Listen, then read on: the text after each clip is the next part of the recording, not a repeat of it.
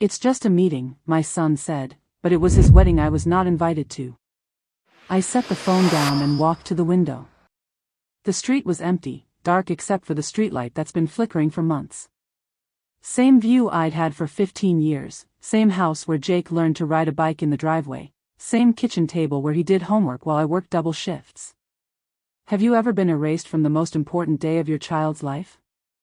Hi viewers, kindly tell us where you're watching from and what time it is. Warm welcome to the family, enjoy the story. The notification chimed at 2:47 a.m. A tagged photo. My son in a tuxedo, kissing a stranger under white roses. I stared at the screen until my coffee went cold. Have you ever discovered your child's wedding through someone else's Facebook post? Have you ever been erased from the most important day of your child's life? If someone told you that your only son just got married and you weren't even invited, would you believe them? The problem isn't just missing a wedding. The problem is discovering that someone worked very hard to make sure you never existed in that moment. Someone rewrote your family's story, and you're not in it. But what happens when a mother refuses to disappear? What happens when she starts asking questions, following paper trails, and demanding answers? Keep watching, because this story will challenge everything you think you know about family loyalty and the lengths people will go to control the narrative. If someone erased you from the biggest moment of your child's life, would you stay silent? Hit that subscribe button, this gets deeper than you think. The notification chimed at 2:47 a.m. A tagged photo. My son in a tuxedo, kissing a stranger under white roses. I stared at the screen until my coffee went cold. 3 days earlier, Jake had called me from Austin. His voice was casual, almost bored. It's just a meeting, Mom. Business stuff. I'll be back before the weekend. I was washing dishes when he called, soap suds dripping from my hands onto the kitchen floor. The conversation lasted maybe 2 minutes. Now here I was, sitting in my Oklahoma kitchen at nearly 3 in the morning, looking at wedding photos of my only son. Photos where I didn't exist. Photos where someone else's mother stood in the receiving line, wearing the pearl necklace I dreamed of wearing to his wedding. I clicked on the album. 47 photos. The bride was beautiful, blonde, polished, the kind of girl who'd never set foot in a Tulsa diner. The groom's family section showed his father, beaming in a new suit. His stepmother, elegant in navy blue. But no mother of the groom. No mention of the woman who raised him alone for 24 years. My hands shook as I scrolled through the comments. Beautiful couple.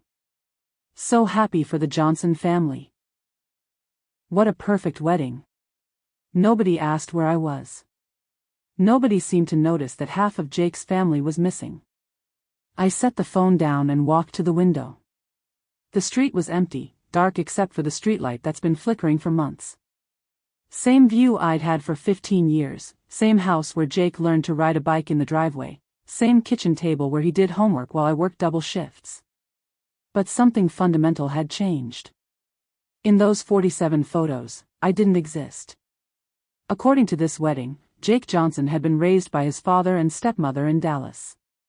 According to this story, the woman who packed his lunch every day for 12 years, who worked 3 jobs to pay for his baseball equipment, who drove him to college with a car full of everything we could afford, that woman was nobody. I picked up the phone again. The wedding photos were still there, still real. The timestamp on the ceremony, 3 days ago, 4 p.m., Travis County, Texas. 3 days ago, while I was wondering why he hadn't called to say he'd arrived safely. I scrolled to the bottom of the album. The final photo showed the happy couple walking toward a black Mercedes, rose petals scattered on the ground behind them. In the background, barely visible, stood a woman I didn't recognize. Mid-50s, expensive handbag, watching the couple with the satisfaction of someone who just won a very important game. Screenshot that timestamp. You'll understand why it matters. The kitchen clock ticked past 3 a.m. I had work in 5 hours, but sleep wasn't coming. Instead, I opened my laptop and started typing Jake's name into search engines, cross-referencing it with wedding announcements, marriage licenses, Anything that might tell me how my son got married without me knowing. What I found would keep me awake for the next 3 months. 3 days. He'd been married for 3 days, and I found out from a stranger's camera roll. His voice was different. Not angry, not apologetic, clinical. Like I was a customer service problem he needed to resolve. I called him at 7 a.m. sharp, right after my first cup of coffee. The phone rang 4 times before he answered, and when he did, there was no, "Hi, Mom," or "Sorry I didn't call." Just a flat, "Hello. Jake, I saw the photos." Silence. Not the kind of silence that means someone's thinking. The kind that means someone's been expecting this call and dreading it. "Mom, I can explain." "Can you?" "Because I'm looking at 47 wedding photos, and I'm not in a single one. I'm not even mentioned in the program. According to the church bulletin, you were raised by your father." More silence. Then, "It's complicated." I was standing in my living room, the same room where we used to watch cartoons on Saturday mornings, where he'd practiced his high school graduation speech, where I'd cried when he left for college. The couch still had the little burn mark from when he tried to iron his prom shirt at the last minute. Complicated how? Complicated like you forgot to mention you were getting married? Or complicated like someone told you not to invite your mother? "Mom, please." Diana's family, they have certain expectations. Diana. So that was her name. The blonde in the white dress who now wore my son's ring. What kind of expectations, Jake? The kind where your mother doesn't exist? His voice got quieter, more careful. They think it's better this way. Clean. Less complicated for everyone. Less complicated. 24 years of raising him alone, and I was a complication. Who's they, Jake? You keep saying they. Who exactly thinks I'm too complicated for your wedding? Another pause. I could hear voices in the background, muffled but urgent. Someone was coaching him through this conversation. "I can't do this right now, Mom. I'm at work. It's 7 in the morning on a Thursday." What kind of work starts at 7 a.m.? The kind that pays for my life now. His tone was getting sharper, more defensive. "Look, I'll call you later, okay? We can talk about this when things settle down." That word, they, who do you think he meant? When things settle down? Jake, you got married. You got married and didn't tell me. When exactly do you think things are going to settle down? I have to go. Jake, wait. The line went dead. I stood there holding the phone, listening to the dial tone. Outside, Mrs. Patterson was walking her dog, same route she'd taken every morning for 10 years. The mailman was making his rounds, same time as always. The world was continuing exactly as it had yesterday, except my son was married to a stranger and I was apparently too complicated to exist in his new life. I walked to the kitchen and poured another cup of coffee. My hands were steady now, steadier than they'd been since 2:47 a.m. Because that conversation had told me everything I needed to know. This wasn't Jake's decision. The hesitation, the coached responses, the voices in the background, someone else was pulling the strings. Someone who thought a diner waitress from Oklahoma was too messy for their perfect family picture. Before hanging up, he said something that froze me. "They think it's better this way." Someone had convinced my son that his mother was a problem to be managed. And I was about to find out who. The marriage license took 47 minutes to find online. Under mother's name, for the groom, information not available. I'd been searching Travis County records since Jake hung up on me. Coffee had turned cold twice. My laptop screen burned with the brightness of official documents, each one more impersonal than the last. But there it was, in black and white, my son's marriage license, filed 3 days ago, signed by someone named Reverend Michael Harrison at St. Catherine's Episcopal Church. Witness signatures from Diana Marie Blackwood and Charles Blackwood. No mention of Jake's family except for his father, listed as Robert Johnson, Dallas, Texas. Information not available. Like I'd never existed. I clicked print and listened to my old printer wheeze to life. 24 years of motherhood reduced to information not available. 24 years of doctor visits, school conferences, baseball games, college applications, late-night phone calls when he was homesick. None of that made it onto the official record of the most important day of his life. But I wasn't done. If someone was going to erase me from public records, I wanted to know how deep this went. I pulled up the church's website. St. Catherine's Episcopal, established 1892, serving Austin's finest families for over a century. Their wedding gallery showed couples in flowing gowns and perfect lighting, everyone beautiful, everyone white, everyone wealthy. The staff directory listed Reverend Harrison, but more importantly, it listed the wedding coordinator, Margaret Sinclair, specializing in elegant celebrations for distinguished families. I dialed the church's main number. St. Catherine's, this is Margaret. Hi, I'm calling about a wedding that took place 3 days ago. The Johnson Blackwood ceremony? Oh yes, lovely event. How can I help you? I'm Jake Johnson's mother, and I seem to have missed some of the details. Could you send me a copy of the program? A pause. Then, I'm sorry, did you say you're the groom's mother? Yes, that's right. Another pause, longer this time. Ma'am, I coordinated that entire wedding, and there was no mention of the groom's mother. The family information came directly from the bride's mother, Mrs. Blackwood. According to our records, the groom was raised by his father after his mother passed away several years ago. The room went silent except for the hum of my refrigerator. According to their records, I was dead. Ma'am? Are you still there? Yes, I'm here. And I'm very much alive. I think there might be some confusion. Let me check our files again. I heard papers rustling, keyboard clicking. Ma'am, I'm looking at the family information form, filled out by Mrs. Charles Blackwood 6 weeks ago. Under groom's family, it lists his father Robert and stepmother Linda, both of Dallas. There's a note here that says, groom's mother deceased, no memorial requested. Ever been legally erased from your own story? Write that witness name down. Mrs. Charles Blackwood. Diana's mother. The woman in the expensive handbag from the final wedding photo. She'd filled out the forms. She'd decided I was dead. She'd convinced a church, a reverend, and apparently my own son that I didn't exist. I'd like a copy of that form, please.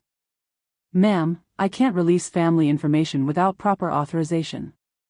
I am the family. I'm Jake Johnson's mother, and I've been alive and well in Oklahoma for 45 years. Someone lied on your forms, and I want to know exactly what they said. Margaret's voice got smaller, more nervous. Perhaps you should speak with Reverend Harrison. He handled the ceremony personally. Perhaps I should. When can he see me? Well, he's quite busy this week. I'll drive down tomorrow. What time works? She gave me a 2 p.m. appointment, probably hoping I wouldn't actually show up. But I was already planning the drive to Austin, already thinking about what questions to ask, already wondering what other lies Mrs. Charles Blackwood had told about me. I hung up and stared at the marriage license printout. Information not available. But information was available. Someone just didn't want it found. But the witness signature belonged to someone I'd never heard of, someone who'd somehow become family. I opened a new browser tab and typed Charles Blackwood, Dallas, Texas, into the search bar. Time to meet the people who thought they could erase me. Her profile was locked down, but wedding vendors love to tag. 23 photos, 0 mentions of a groom's mother. Diana Marie Blackwood. 26 years old, University of Texas graduate, currently listed as living her best life in Austin. Her Facebook profile showed exactly what I expected: charity galas, country club events, perfectly staged brunch photos with captions like, blessed beyond measure. Her mother's profile was more interesting. Patricia Blackwood, president of the Highland Park Women's Club, board member of 3 different charities, and according to her recent posts, mother of the bride in the most beautiful wedding of the season.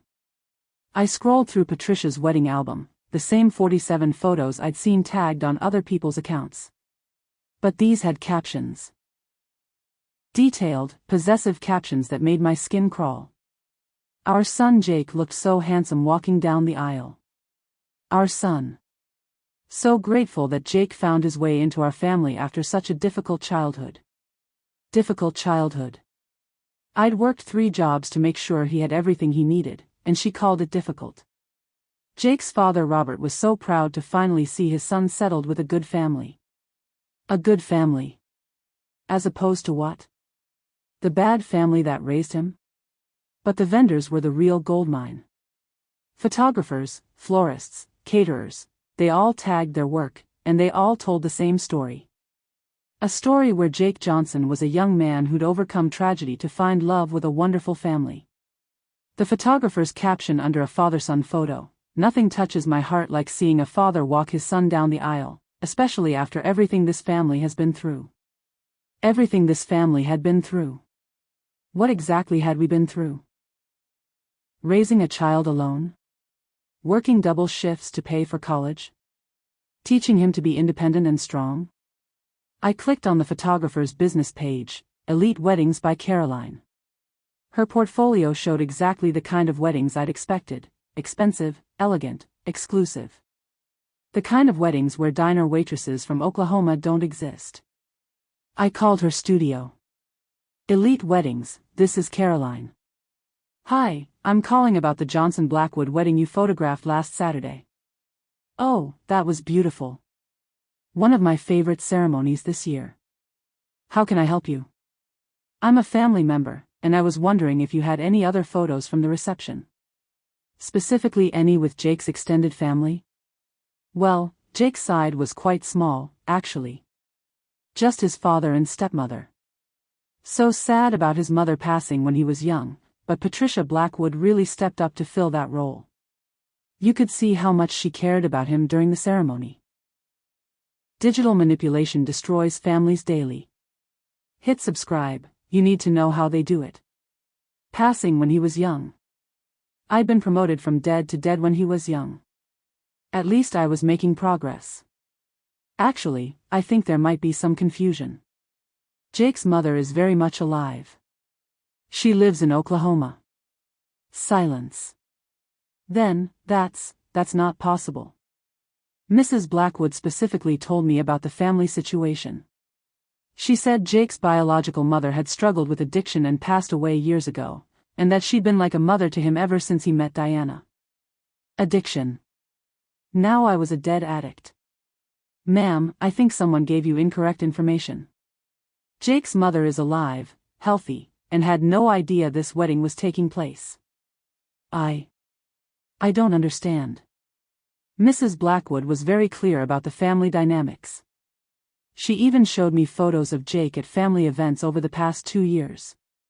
Family events. What family events? Jake hadn't mentioned any family events. What kind of events? Holidays, birthdays, family vacations. She had dozens of photos of Jake with their family. She said he'd really found his place with them after such a troubled past. Screenshot those vendor names. This network runs deep.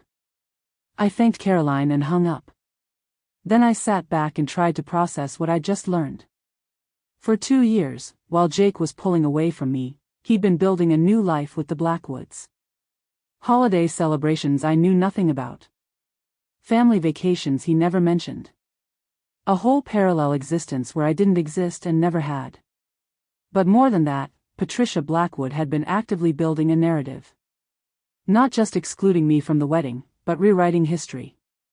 Turning me from a single mother who worked 3 jobs into a dead drug addict. Turning herself from future mother-in-law into replacement mother. I opened a new document on my laptop and started a timeline. Jake's first mention of Diana, 18 months ago. His first missed Christmas call, 14 months ago. His first cancelled visit home, 10 months ago. All of it corresponded with his integration into the Blackwood family. Then I found the engagement party video. My son introduced himself as basically an orphan who got lucky. Someone had spent 2 years systematically erasing me from my son's life. And they'd done such a good job that he believed it himself. Time to find out exactly how they'd pulled it off. The church secretary was sweet, helpful even. She emailed me the program within minutes, and there it was, in black ink, raised by his devoted father. I'd driven 4 hours to Austin, parked outside St. Catherine's Episcopal at exactly 2 p.m., and walked into what felt like a courthouse for rich people. Marble floors, stained glass windows that probably cost more than my house, and the kind of quiet that comes from thick walls and thicker wallets. Reverend Harrison was exactly what I expected. Silver-haired, soft-spoken, the kind of man who'd never questioned where his next meal was coming from. He shook my hand with genuine concern when I explained why I was there. "Mrs. Johnson, I'm deeply troubled by what you're telling me. Let me pull the wedding file immediately." He returned with a thick folder, the kind of detailed documentation that comes with expensive ceremonies. Inside was everything: the family information form Patricia Blackwood had filled out, the ceremony script with specific instructions about family acknowledgments, and the printed programs that had been handed out to 200 guests. The program made my stomach turn. Under Family of the Groom, it listed Robert Johnson and Linda Johnson of Dallas, followed by Jake was raised by his devoted father after the early loss of his mother, finding strength and guidance in his faith community. Early loss. I wasn't just dead, I'd died early, which made it even more tragic and romantic. "Reverend, this is completely false. I raised Jake alone from the time he was 2 years old. His father left us and had minimal contact until Jake was in college." Reverend Harrison studied the papers, his brow furrowed. "Mrs. Johnson, I perform maybe 50 weddings a year, and I always meet with both families beforehand. I met with the Blackwoods 3 times. They never once mentioned that Jake's mother was alive." "What did they tell you about his family?" He flipped through his notes. Patricia Blackwood said Jake had overcome significant hardship in his childhood. She described him as someone who'd been basically abandoned by his birth family and had found stability and love with them. She was quite emotional about it, actually. Said she felt blessed to help him heal from his past. When institutions rewrite your family history, what's your next move? Abandoned by his birth family. Hardship. Need for healing. Patricia Blackwood had turned my son into a charity case and herself into his savior. Did Jake confirm any of this during your meetings? Well, that's the thing. I only met with Jake once, briefly, and Diana was with him. Most of the family information came directly from Mrs. Blackwood. She said she was handling the family logistics because Jake found it too painful to discuss his past. Too painful to discuss. She'd trained him to be silent about his real family, convinced him that his childhood with me was something shameful that needed to be hidden. "Reverend, I need copies of everything in that file." He hesitated. "Mrs. Johnson, I understand your frustration, but these are confidential church records. Those records contain false information about me and my family. They've been used to exclude me from my son's wedding and spread lies about my death. I think I have a right to see what's been said about me." He looked at the folder, then back at me. "Let me make copies of the family information form and the program. You're right, if someone has been dishonest about family details, you deserve to know what was said." 20 minutes later, I walked out of St. Catherine's with a manila envelope full of lies. Documented, official lies that had convinced a respected reverend that I didn't exist. But I also had something else: Reverend Harrison's business card with his personal cell phone written on the back. "Mrs. Johnson, if what you're telling me is true, then I was used to perpetuate a deception. I don't take that lightly. Please keep me informed about what you discover." I sat in my car outside the church and called Jake's number. Straight to voicemail. I tried again an hour later. Still voicemail. By the 3rd attempt, the voicemail box was full. So I called his office. The receptionist was polite but firm. "Mr. Johnson is unavailable and won't be taking personal calls during work hours." Personal calls. His mother was now a personal call that needed to be screened. I drove to his apartment complex, the one he'd lived in for 3 years, the one where I'd helped him move furniture and paint the living room. The security gate required a code I didn't have. I pressed the call button for his unit. No answer. I waited in the parking lot for 2 hours, watching for his car. When he finally pulled in, I got out and walked toward him. He saw me coming and stopped walking, his keys frozen in his hand. "Mom, what are you doing here?" "I went to your wedding church today, Jake." I talked to Reverend Harrison. His face went pale. "You did what?" "I have the program, Jake. The one that says I died early. The one that says your father raised you alone. Want to explain that to me?" He looked around the parking lot like he was checking for witnesses. "Mom, you can't just show up at places and start asking questions. This is embarrassing." Embarrassing. His mother being alive was embarrassing. More embarrassing than letting 200 people think I'm dead? It's not like that. She simplified things. For the ceremony. Simplified. 24 years of single motherhood simplified into death. I thanked her politely and hung up. Then I called the county clerk's office. What I found there would make the church deception look like a warm-up act. The family law attorney listened to everything, then laughed, not cruel, but knowing. "Ma'am, this is textbook parental alienation. And you've got proof." Her name was Susan Martinez, and her office walls were covered with certificates, awards, and photos of families she'd helped put back together. I'd found her through a Google search for parental alienation lawyers Austin, and her reviews all said the same thing: she fought for parents who'd been erased from their children's lives. I spread my evidence across her conference table: the marriage license with information not available, the church program declaring me dead, the Facebook posts calling Jake our son, and printouts of vendor interviews describing my fictional drug addiction. Susan picked up each document, reading carefully. When she got to the church program, she whistled low.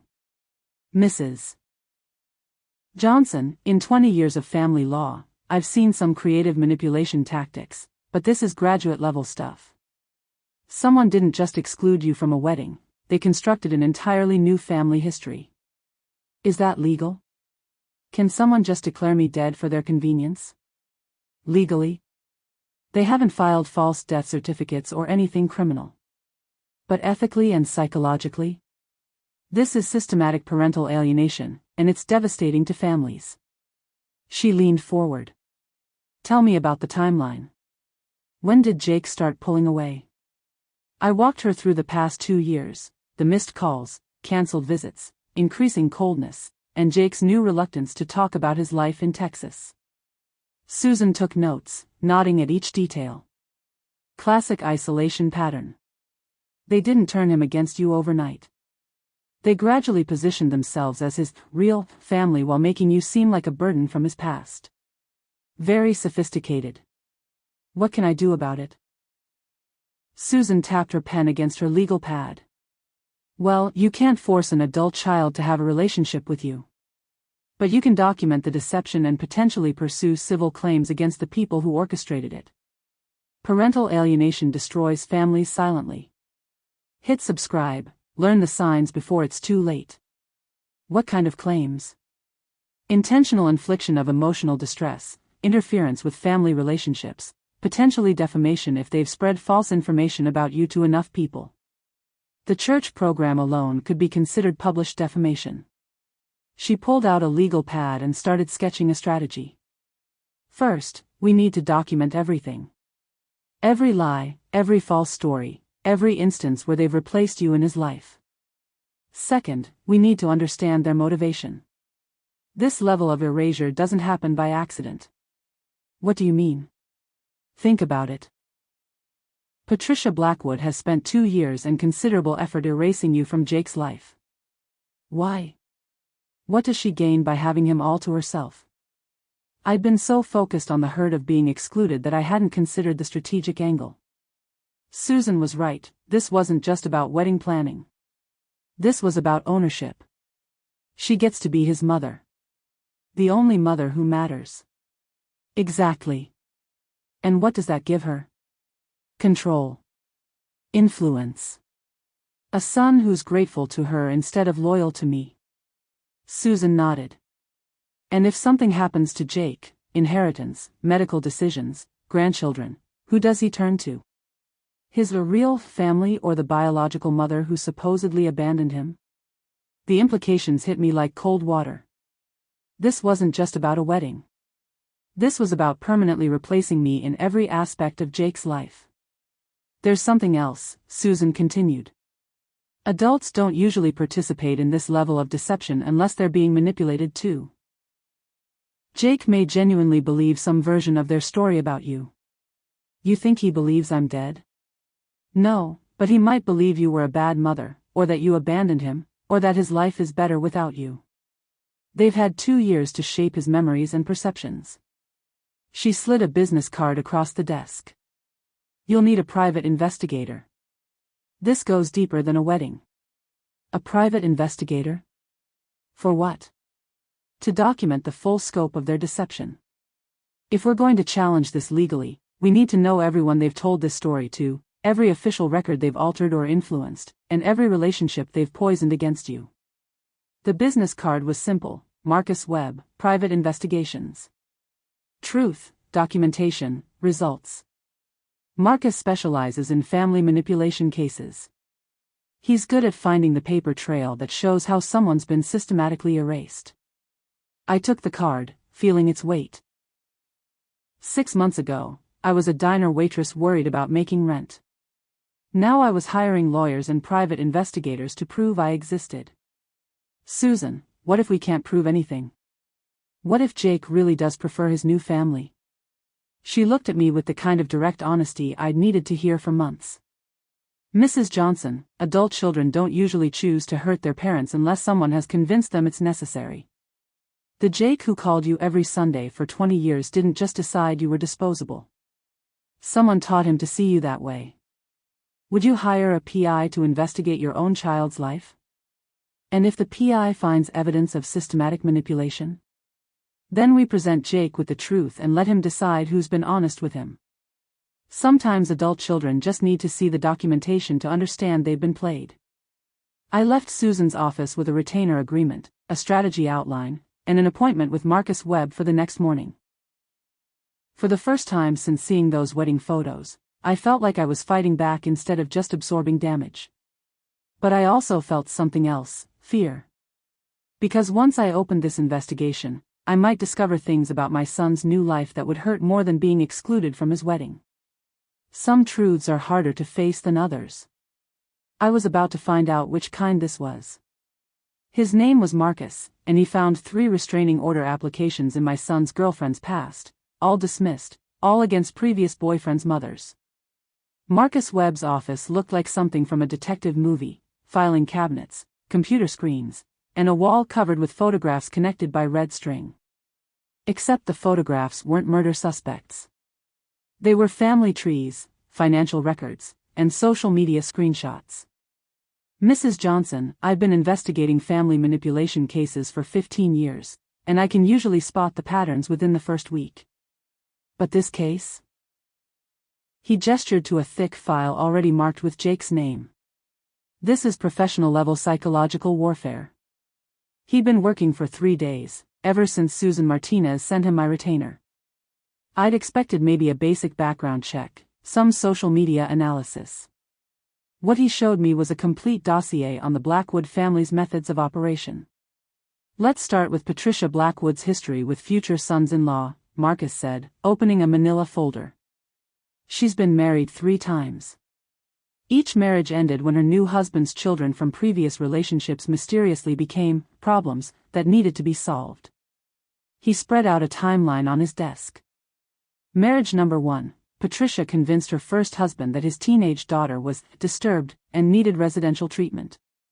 The daughter was sent away and never returned. Marriage number 2.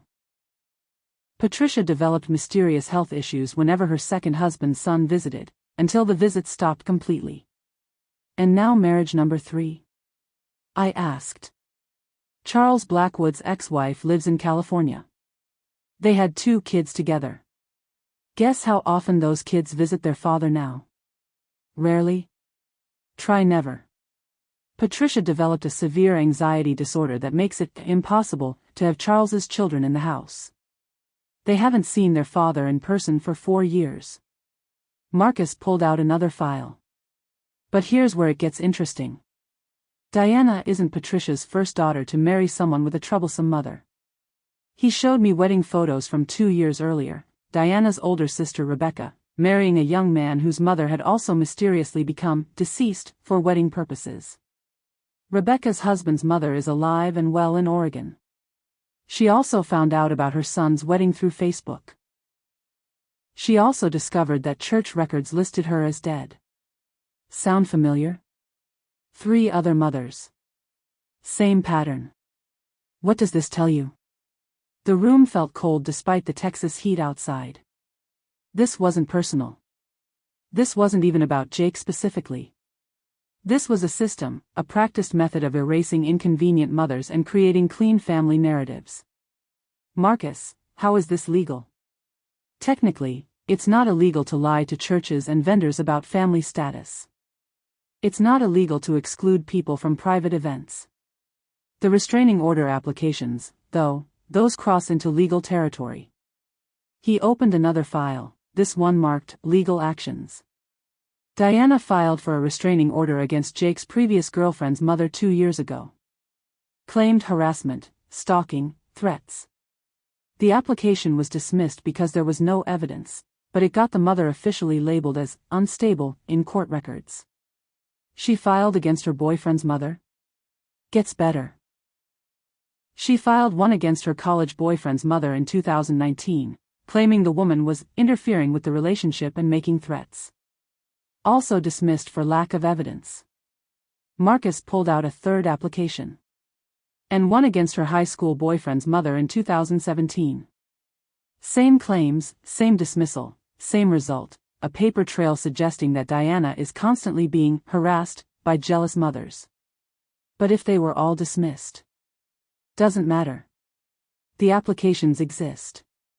They create a pattern that makes Diana look like a victim and the mothers look like problems. Very useful if anyone ever questions why certain mothers aren't included in family events. I stared at the restraining order applications, seeing my name typed into the blank spaces. This was their insurance policy. If I made too much noise about being excluded, they'd paint me as another unstable mother who couldn't accept her son's happiness. Marcus, what else did you find? He pulled out a financial report. Jake's been financially dependent on the Blackwood family for the past 18 months. They're paying his rent, his car payment, and they've promised him a position in Charles's company after the honeymoon. So if he loses their support, he loses his apartment, his job prospects, and his new wife. They've created a situation where choosing you means losing everything else in his life. The manipulation was more sophisticated than I'd imagined. They hadn't just turned Jake against me emotionally, they'd made it financially impossible for him to choose me over them. There's one more thing, Marcus said, pulling out a legal document. Diana and Jake signed a prenuptial agreement that includes a family loyalty clause. What does that mean? If Jake maintains contact with the disruptive family members during the first 2 years of marriage, Diana can file for divorce and claim half of any assets he acquires during that period, plus alimony. Ever been legally erased from your own story? Write that witness name down. They made contact with me grounds for divorce? They made contact with unapproved family members grounds for divorce. Guess who gets to decide which family members are approved? Marcus leaned back in his chair. Mrs. Johnson, your son isn't just choosing his new family over you. He's been systematically trapped into a situation where choosing you could cost him his marriage, his home, and his financial future. So what do we do? Marcus smiled for the first time since I'd met him. We document everything, build an unshakable case, and then we give Jake the choice between the truth and the lie he's been living. But first, we need to understand exactly how they plan to keep him isolated. He slid a folder across the desk. This is what they did to their last son-in-law's family. You're not the first. What's in there? Their playbook. Every tactic, every lie, every legal maneuver they've used to erase other mothers. Study it carefully, Mrs. Johnson. Because they're going to use all of it on you. Tommy answered on the first ring, and his voice cracked when I said my name. Mrs. J, I've been wondering when you'd call. None of us understood what happened. I'd gotten Tommy's number from Jake's old college directory, the one I'd used to send care packages during finals week. Tommy Rodriguez, roommate for 2 years, best man at what I'd thought would be Jake's eventual wedding. The kind of friend who'd called me Mrs. J, and always asked about my diner shifts when he visited our house. Tommy, I need to ask you some questions about Jake, and I need you to be honest with me. Mrs. J, I'll tell you anything. We've all been worried about him. When did he change? When did he stop talking about home? Tommy was quiet for a moment, and I could hear traffic in the background. He was probably walking across campus, the same paths where he and Jake had spent 4 years planning their futures. It started about 2 years ago, maybe a little more. He met Diana at some fancy party her family threw, and after that, everything got weird. Weird how? Well, first he stopped calling you every Sunday. We all noticed because he'd been doing that since freshman year, like clockwork. Then he started talking differently about home. What do you mean, differently? Like, he used to tell stories about you working double shifts to pay for his baseball equipment, or how you taught him to change oil in the driveway. Proud stuff, you know. But then he started saying things like, my childhood was complicated and, some people overcome difficult circumstances.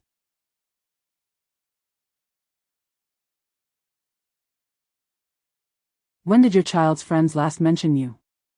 That timeline matters. Did he ever say anything specific about me? Tommy sighed. Mrs. J, this is going to hurt, but yeah.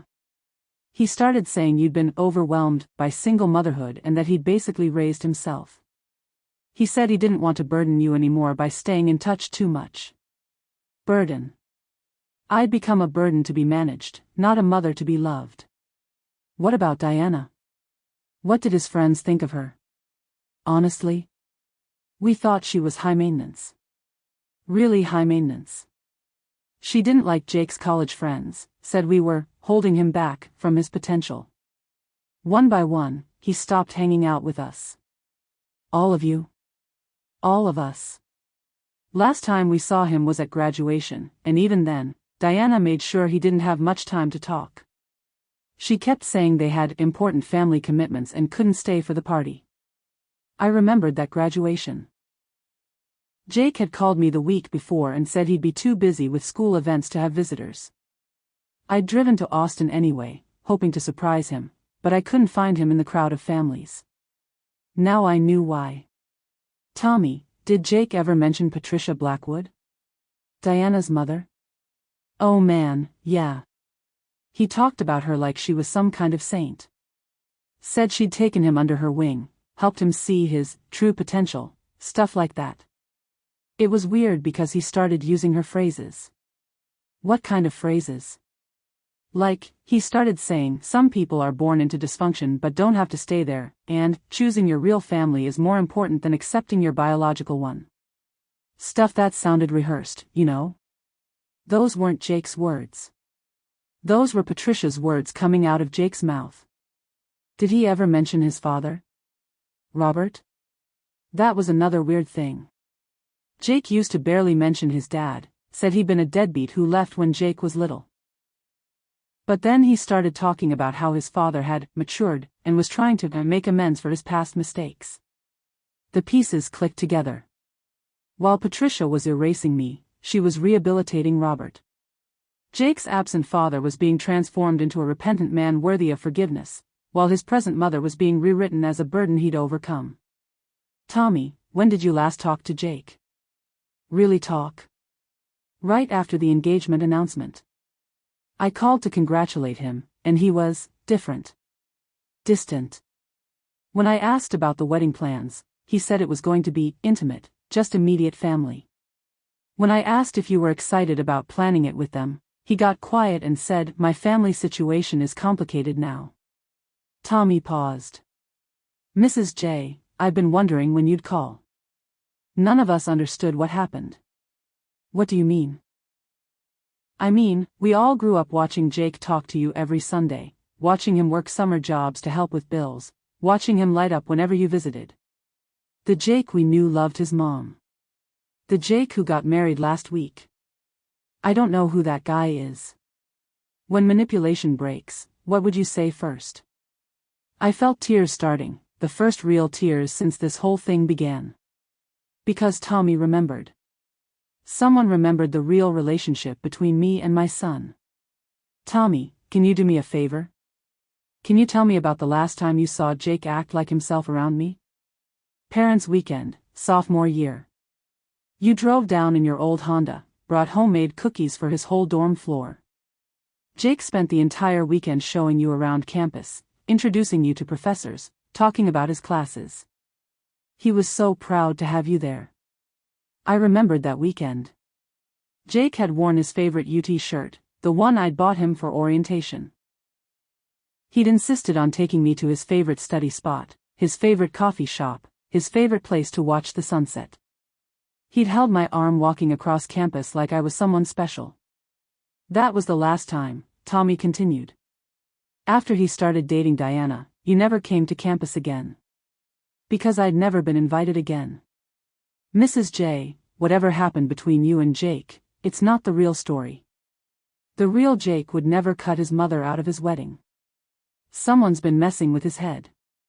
Tommy gave me phone numbers for 3 other college friends, all of whom had watched Jake transform from proud son to distant stranger.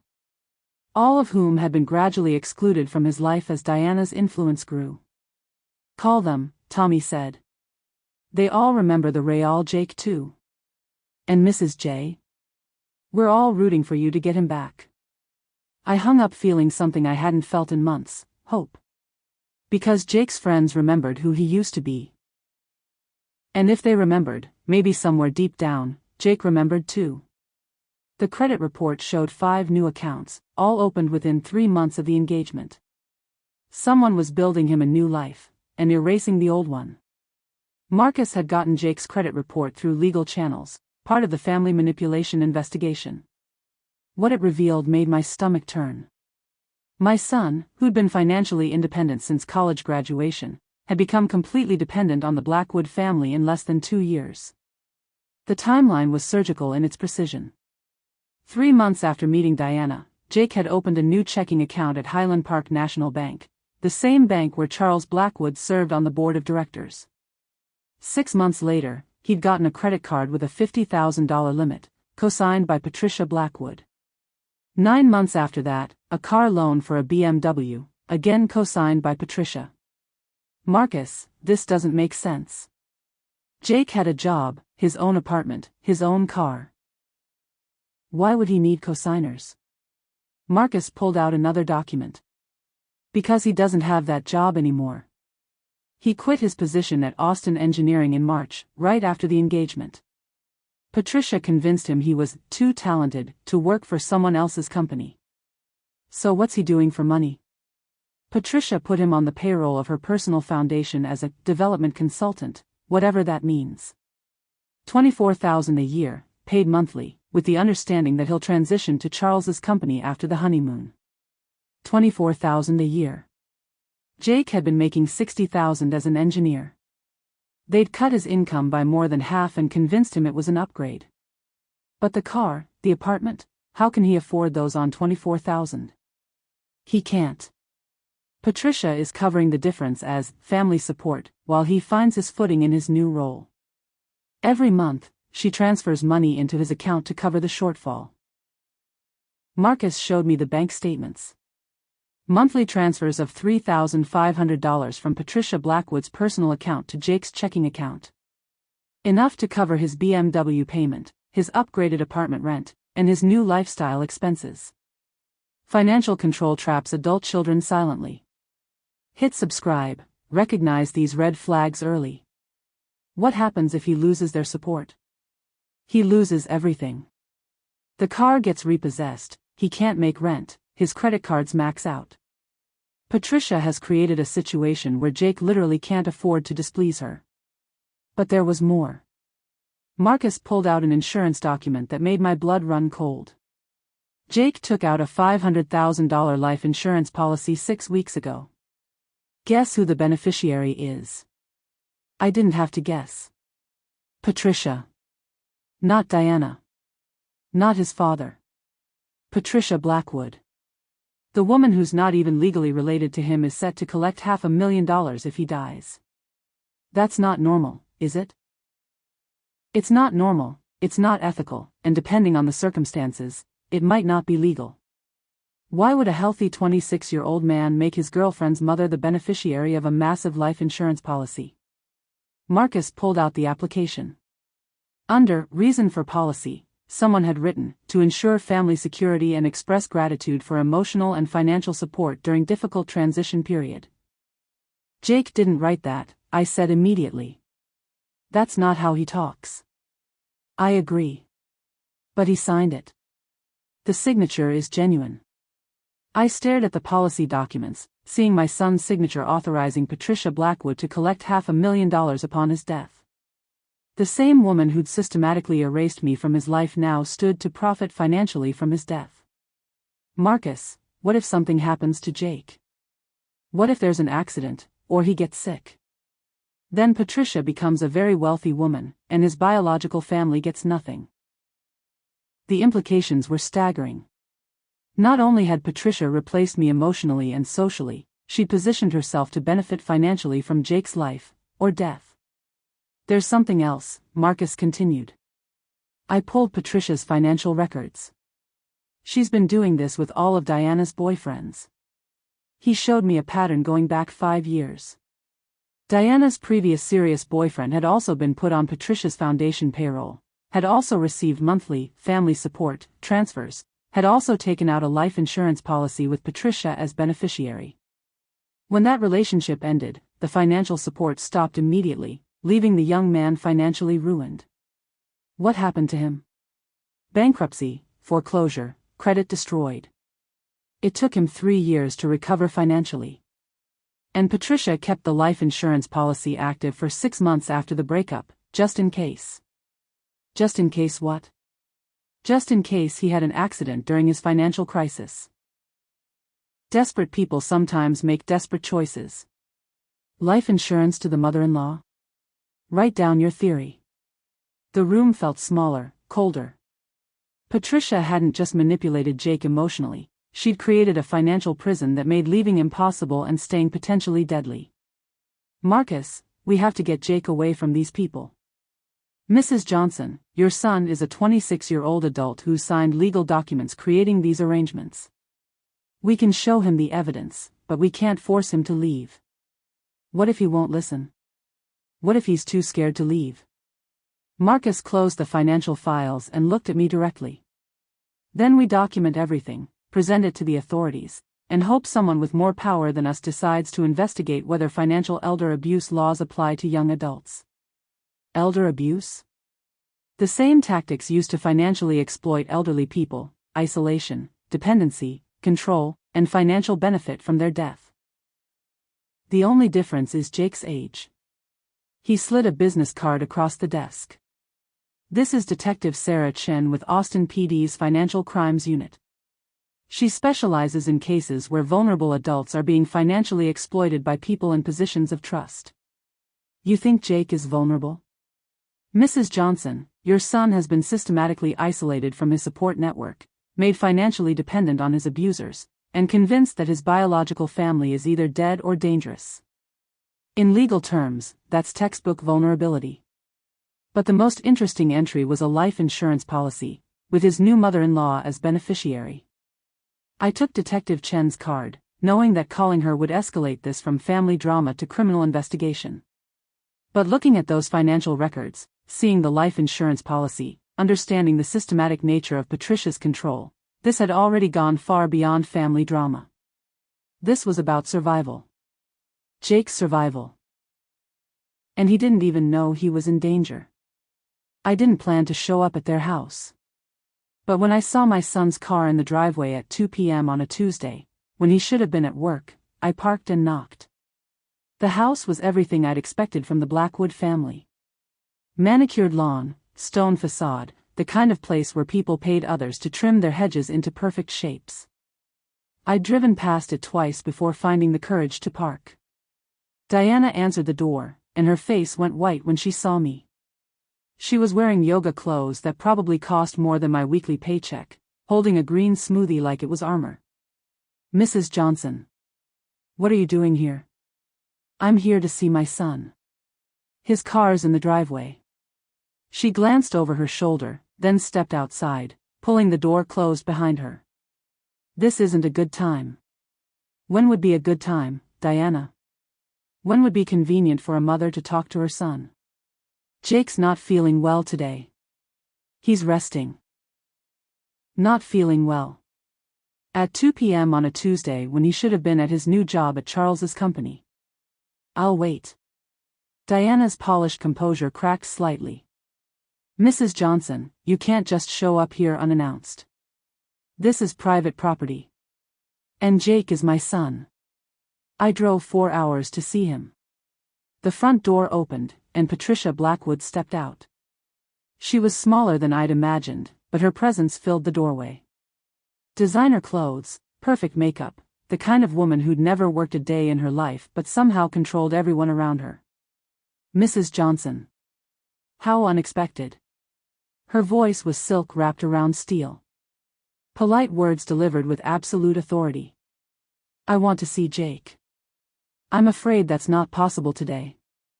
Jake's been having a difficult time lately, and his doctor recommended limiting stressful interactions." Stressful interactions. I was now a medical hazard. "What kind of doctor?" Patricia smiled, the kind of smile that never reached the eyes. "A family therapist who specializes in helping people overcome traumatic childhoods. Jake's been working through some difficult memories." Traumatic childhood. She'd convinced a therapist that I was trauma.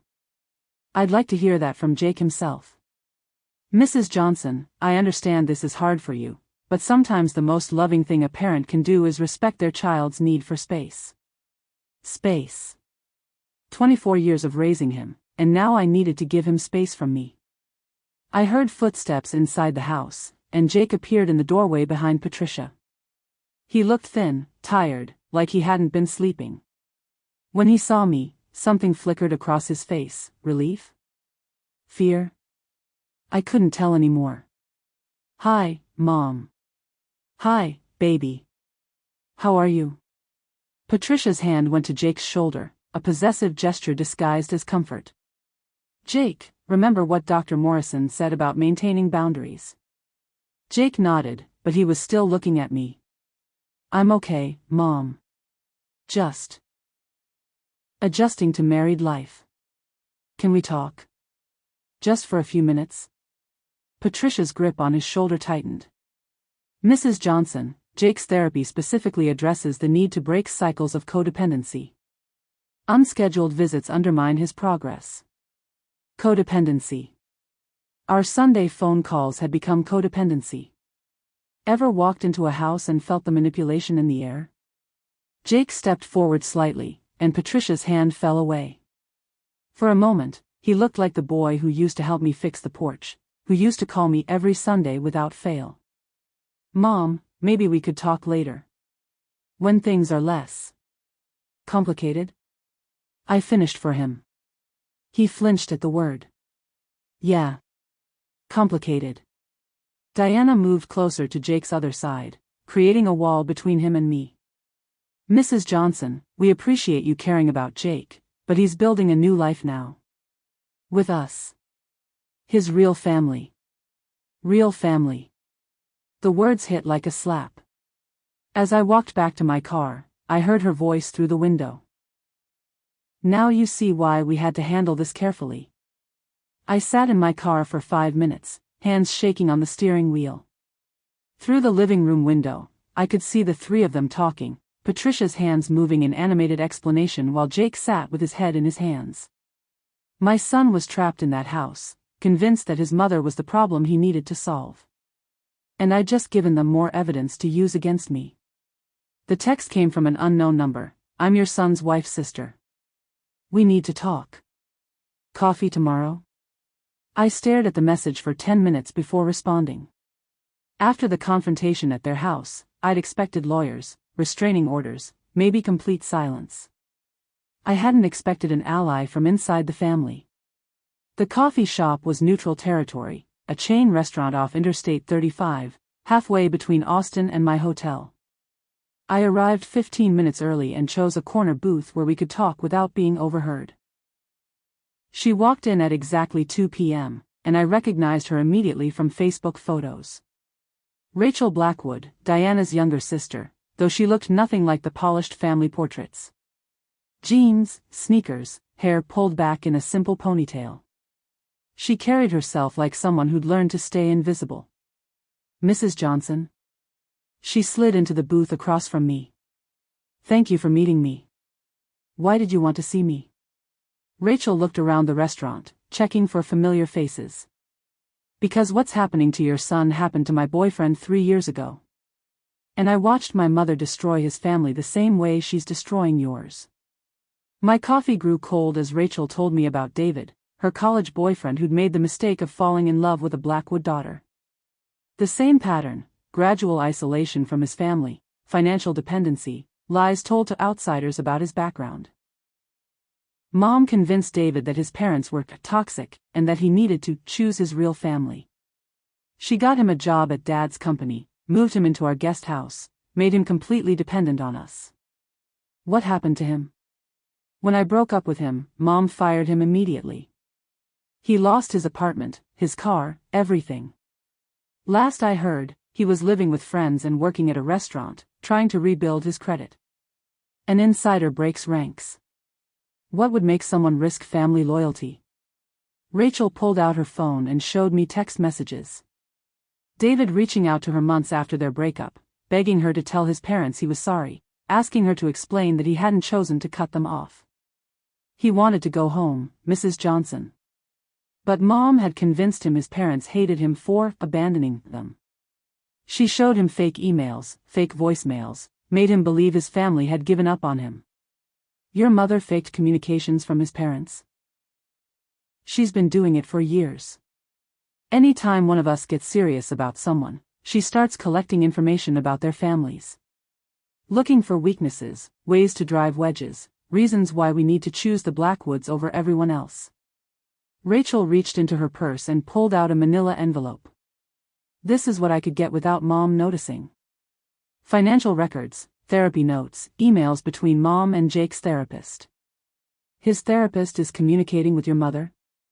Dr. Morrison isn't really a therapist. He's a family consultant Mom hires to validate her version of events. He's worked with our family for years, helping us process difficult relationships. She slid a folder across the table. This is what they did to their last son-in-law's family. You're not the first. Rachel, why are you telling me this? Why are you risking your family finding out? Her eyes filled with tears. Because I've watched Mom destroy 4 relationships this way. 4 young men who loved us, who tried to fit into our family, who got trapped and then discarded. And every time, she gets better at it. What do you mean, better? The financial traps are more sophisticated, the psychological manipulation more subtle, the legal protections stronger. Jake might not survive what she's planning for him. What is she planning? Rachel's voice dropped to a whisper. I found Mom's insurance policies, Mrs. Johnson. She's not just collecting on Jake's life insurance if he dies. She's betting on it. The folder contained everything, emails, financial transfers, even recorded phone calls. This wasn't spontaneous cruelty, it was systematic erasure, and I had the blueprints. Rachel and I moved to her car after she saw a familiar face enter the coffee shop. Sitting in the parking lot, she opened her laptop and showed me files she'd been secretly copying from her mother's home office for months. Mom keeps detailed records of every relationship Diana and I have. She calls it family protection research, but it's really a manual for destroying people. The first file was labeled Jake Johnson, Integration Strategy. It contained photographs of Jake from his college social media, background checks on our entire family, financial records going back 5 years, and what looked like a psychological profile. She hired a private investigator to research Jake before Diana even brought him home for dinner. Mom hires investigators for every serious boyfriend. She needs to know their weaknesses before she starts the integration process. Integration process. Like Jake was a corporate acquisition. The emails were worse than I'd imagined. Patricia had been communicating with Dr. Morrison for 18 months, crafting a narrative about Jake's troubled background and need for therapeutic intervention. Your mother told the therapist I was dead? Not dead. Worse. She told him you were an unstable single mother who'd emotionally damaged Jake through enmeshment and codependency. She provided fake examples of you calling him constantly, showing up at his apartment uninvited, making him feel guilty for having his own life. None of it was true, but Dr. Morrison had built an entire treatment plan around Patricia's lies. Sessions focused on helping Jake establish healthy boundaries with his toxic biological family, while embracing his chosen family's unconditional support. Rachel showed me recorded phone calls between Patricia and Dr. Morrison, discussing Jake's progress in accepting the new family narrative. He's still resistant to completely cutting off contact with his mother, Dr. Morrison's voice said through her laptop speakers. But the financial dependency is working. He's starting to see that his future security depends on family loyalty. Patricia's response made my stomach turn. Good. Once the life insurance vesting period ends, we can start phase 2. What's phase 2? Rachel's hands shook as she clicked to the next file. Geographic isolation. Mom's already bought property in Colorado. The plan is to move Jake and Diana there after the first year of marriage, far enough from you to make visits impossible. The Colorado property was a ranch, purchased 6 months ago through a shell company Patricia controlled. The deed showed plans for a main house and a smaller, guest cottage, where Jake and Diana would live. But they'd be living on your mother's property? Completely dependent on her. No neighbors, no easy transportation, no way to leave without her knowing. With all this evidence, what's your move? Wait or act immediately? The final file was labeled Emergency Protocols. It contained detailed instructions for handling outside interference from Jake's biological family. Restraining order templates, media talking points, even contact information for a crisis management firm. Rachel, your mother has been planning this for almost 2 years. Longer. She's been perfecting this system since Diana was in high school. Each boyfriend has been practice for the next one. She showed me financial projections, calculating the cost-benefit of maintaining Jake's dependency versus the potential insurance payout. Cold numbers that treated my son's life like a business investment. Mrs. Johnson, there's something else you need to know. Mom's planning to accelerate the timeline. What do you mean? The Colorado move was supposed to happen next year, but after your visit yesterday, she's talking about moving it up. She wants Jake isolated before he has time to think about what you said. We had everything we needed. Now came the hardest part, getting my son alone long enough to show him the truth.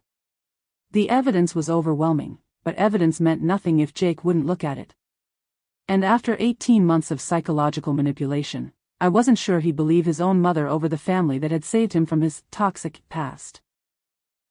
I waited in the hospital parking lot where he worked night shifts. When he saw me, his shoulders sagged, not in anger, but in relief. Like he'd been waiting for rescue. St. David's Medical Center, 11 p.m. on a Thursday. Rachel had told me Jake had picked up part-time shifts in their IT department, something Patricia didn't know about. It was the only place he went without Diana or her mother monitoring him.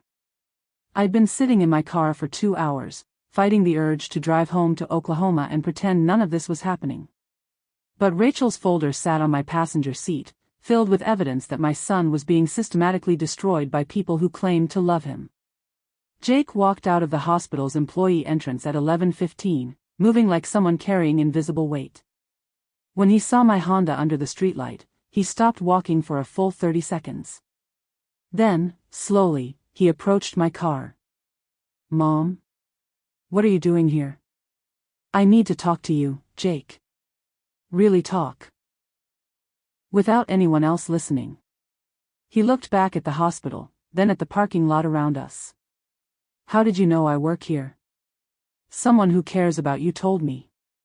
Jake opened the passenger door and slid inside. Up close, he looked worse than he had at the house. Dark circles under his eyes, weight loss, hands that trembled slightly when he thought I wasn't looking. Jake, when did you last eat a real meal? I eat.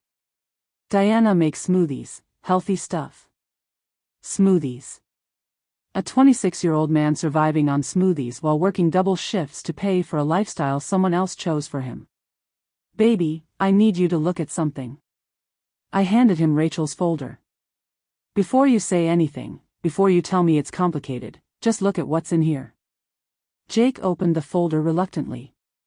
The first document was his life insurance application with Patricia as beneficiary. He stared at it for a long time. I don't remember signing this. Look at the signature. Is that your handwriting? He studied it closely. The signature's mine, but I never applied for life insurance. Patricia said she was helping me organize my finances, had me sign some papers. Keep reading. The emails between Patricia and Dr. Morrison were next. Jake read them in silence, his face growing paler with each page. When he got to the recorded conversation about Phase 2, his hands started shaking visibly. She's been planning to move us to Colorado? Jake, she's been planning everything. Your job, your marriage, your isolation from me. Even your death. That word hung in the air between us. Death. The thing Patricia stood to profit from most. Jake looked through the rest of the folder, the financial records showing his complete dependency, the restraining order templates, the background check on our family. When he finished, he set it on his lap and stared out the windshield. Mom, I don't know how to get out of this. That moment when manipulation breaks. What would you say first? Those words broke my heart and filled it simultaneously. My son was still in there, underneath all the lies and manipulation. He wasn't choosing them over me, he was trapped. Jake, do you remember calling me every Sunday? Yeah. Patricia said that was unhealthy codependency. Do you remember helping me fix the porch when you were 12? Yeah. She said I was compensating for your inability to handle adult responsibilities. Do you remember being proud of me for working 3 jobs to pay for your college? His voice cracked. She said you were being manipulative, making me feel guilty for wanting more than you could provide. I reached over and took his shaking hands. Jake, I worked 3 jobs because I was proud to be your mother. I called you every Sunday because I loved hearing your voice. You helped me fix that porch because we were a team. He looked at me with tears in his eyes. Mom, I didn't know how to get back to you. You don't have to get back to me, baby. I never left. We sat in that hospital parking lot for another hour, Jake asking questions about the documents, me explaining what Rachel had found. Slowly, the fog of manipulation began to clear from his eyes. What do I do now, Mom? If I leave, I lose everything. The apartment, the car, probably Diana. Jake, what if I told you that losing everything they've given you means getting your life back? He was quiet for a long time. Then, would you help me? If I left, would you help me start over? Baby, I've been waiting 2 years to help you start over. The annulment papers were filed on a Thursday. No drama, no public confrontations, just quiet legal action and a son moving his things back home to Oklahoma. Susan Martinez had been right about Texas annulment laws. When Jake provided evidence that his consent to marriage had been obtained through fraud and duress, the court moved quickly. Diana hadn't even contested it. Apparently Patricia's lawyers advised that fighting would expose their methods to public scrutiny. Jake stayed at my house while the legal process moved forward. 3 weeks of him sleeping in his old room, helping me with morning coffee, slowly becoming himself again. The transformation was remarkable. Color returned to his face, his hands stopped shaking, and he started eating real food instead of designer smoothies. Mom, can I ask you something? We were sitting on the porch steps, watching Mrs. Patterson walk her dog. Same routine she'd followed for 10 years, Same simple predictability that Jake had forgotten existed. Anything, baby. How did you know I wasn't really choosing them? I'd been thinking about that question for weeks. How had I known the difference between a son who'd outgrown his mother and a son who'd been stolen from her? Because you called me every Sunday for 20 years, and then you stopped. People don't change their fundamental nature overnight unless someone teaches them to. Jake was quiet for a moment. I kept wanting to call you. Especially on Sundays. But Patricia said it meant I wasn't committed to my new life. What made you finally see through it? The life insurance policy. When I saw my signature on something I didn't remember applying for, I realized how many other things I'd signed without reading. How many decisions had been made for me without me knowing. The annulment had freed Jake from more than just marriage. It had broken the financial chains Patricia had wrapped around him. The car was repossessed, but Jake didn't care. The credit cards were cancelled, but he'd expected that. The job at Charles's company disappeared, but he'd already lined up interview with his old engineering firm. I called Diana yesterday, Jake said suddenly. How did that go? She cried.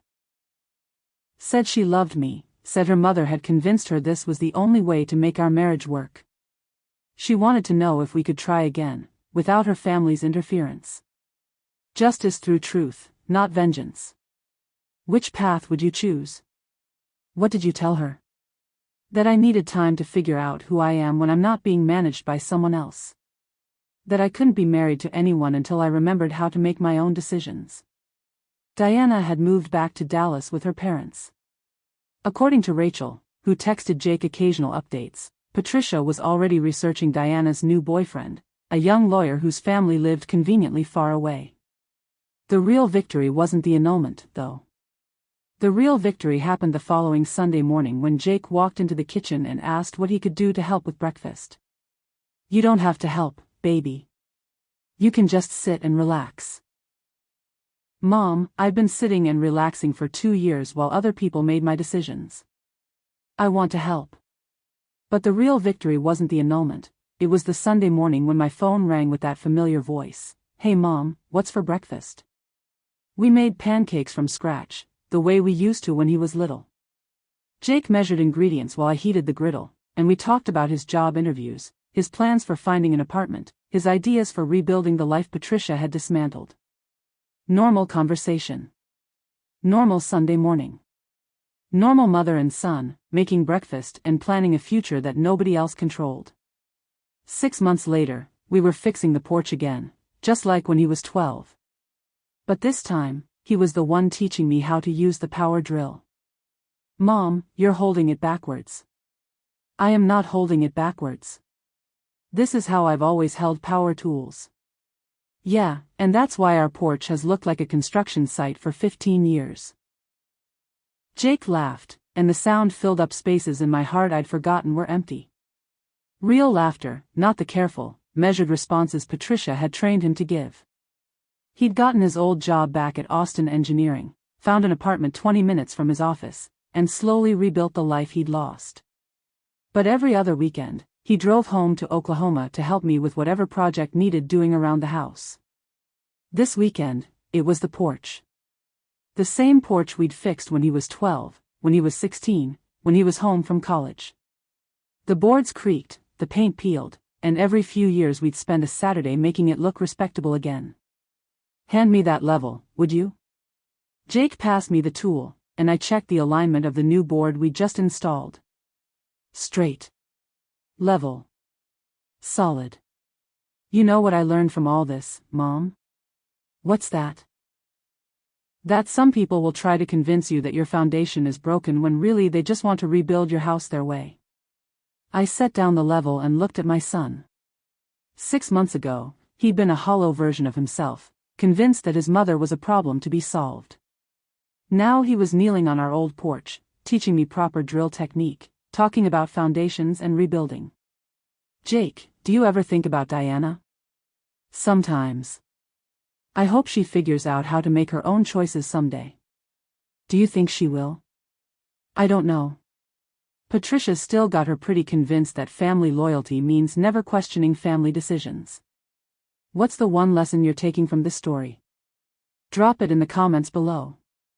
We worked until the sun started setting, replacing boards and tightening screws and painting over the spots where Oklahoma weather had worn through the finish.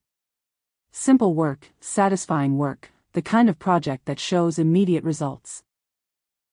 Mom, can I tell you something? Always. Those 2 years with the Blackwoods taught me something important about family. What's that? Real family doesn't make you choose between love and independence. Real family doesn't profit from your dependence. Real family doesn't rewrite your history to fit their story. He stood up and brushed sawdust off his jeans. Real family fixes the porch together and doesn't keep score of who did more work. The porch looks good as new. So do we. Some erasures can be undone, if you're willing to fight with truth instead of anger. As the sun set over our neighborhood, Jake and I sat on the newly repaired steps, drinking coffee and watching Mrs. Patterson walk her dog. Same routine, same street, same simple life that someone had tried to convince my son wasn't enough. But it was enough. It was home. And sometimes, home is the most powerful truth of all. Family manipulation thrives in silence. Subscribe to recognize the patterns and protect the people you love. If this story moved you, share it. Someone else's family might depend on it.